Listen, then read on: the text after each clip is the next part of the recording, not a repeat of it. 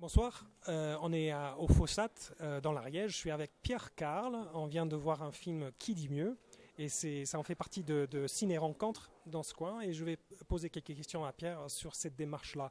Donc, Qui dit mieux, c'est filmer des débats qui suivent un autre film en fait. Donc, attention, danger travail. Explique-nous cette démarche en fait de filmer les débats. En 2003, on a sorti avec Christophe Coyot et Stéphane Gox, deux autres réalisateurs, un film qui s'appelle Attention danger travail, où on donnait la parole à des déserteurs du marché du travail, à des gens qui ne voulaient plus travailler, en avaient marre de travailler, fuyaient le salariat, ne voulaient plus faire de guerre économique, ne voulaient plus participer à la guerre économique. Voilà. Et ce film a libéré une parole dans les salles de cinéma. C'est-à-dire que quand il a été projeté, tout d'un coup, des spectateurs ont dit on peut enfin parler de ça aujourd'hui, ouf. Et donc ça a provoqué des réactions très intéressantes, pas toutes mais beaucoup, aussi des réactions d'énervement, des gens qui étaient très énervés par le film. Et on a décidé de capter, de filmer les discussions entre les réalisateurs et les spectateurs.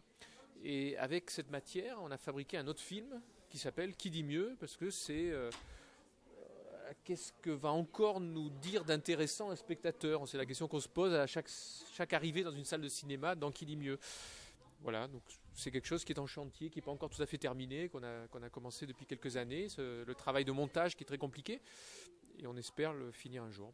Et on l'a vu ce soir déjà, donc, et ça a provoqué son propre débat. Qu'est-ce que vous avez pensé de tout ça, ce qu'ils ont dit là?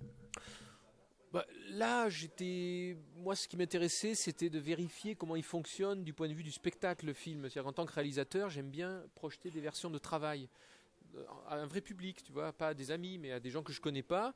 Et je vois, en étant dans la salle, la tension qui est celle des spectateurs, quand est-ce qu'ils perdent l'écoute, quand est-ce qu'ils sont moins attentifs.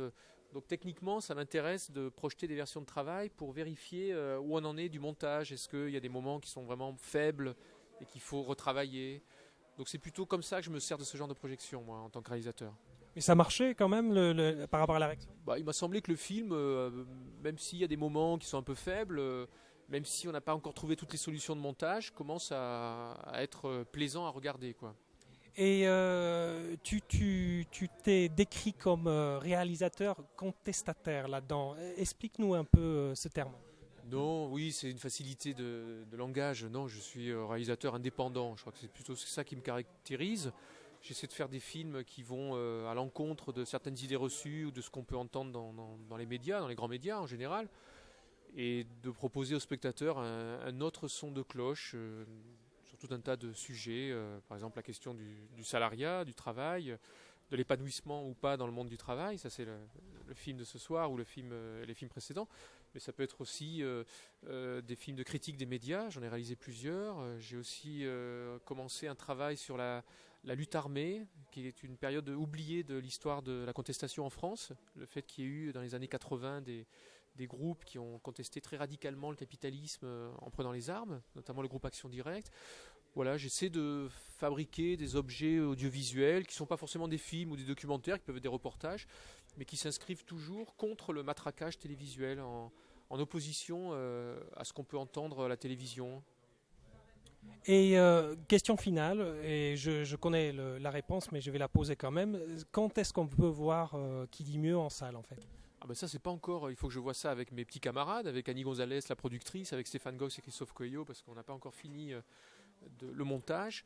Donc j'espère en 2014, mais bon, je sais pas. Ça, je sais pas. Nous, on est des artisans, on travaille de manière très artisanale, avec des petits moyens. On n'a pas beaucoup de budget sur les films, donc ils avancent lentement, mais sûrement. Écoutez, merci beaucoup. Donc voilà, c'est Pierre Carl. On est à une séance de Pupal, donc c'est petit universitaire populaire de l'Arise et de la Lèze. Vous pouvez en trouver plus d'informations sur pupal09.blogspot.fr. C'est Patrick Chalmers pour Télémembrar. Merci.